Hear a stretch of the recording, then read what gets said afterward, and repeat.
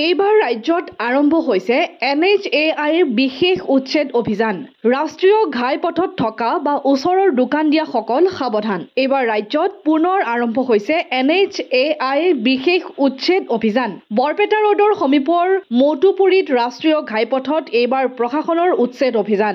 অবৈধভাৱে ৰাষ্ট্ৰীয় ঘাইপথৰ ভূমি দখল কৰা ব্যৱসায়িক প্ৰতিষ্ঠানত চলিল এই অভিযান।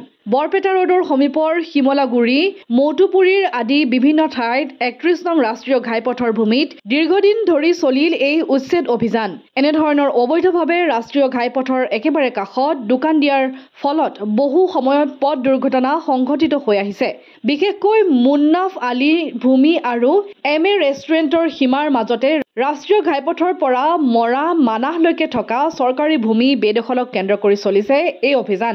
তদুপৰি ৰাষ্ট্ৰীয় ঘাইপথত নাগৰিকৰ সুৰক্ষা আৰু মৰা মানাহৰ অবাধ বেদখলৰ প্ৰতিও গুৰুত্ব দিছে প্ৰশাসনে। উচ্ছেদ অভিযানত ৰাষ্ট্ৰীয় ঘাইপথৰ ভূমিত থকা মুন্নাফ আলীৰ ভাড়াতীয়া ব্যৱসায়িক প্ৰতিষ্ঠান সম্পূৰ্ণৰূপে পেলোৱা হয় ভাঙি। প্ৰশাসনৰ এই উচ্ছেদ অভিযানত স্থানীয় ৰাইজে সন্তোষ প্ৰকাশ কৰে।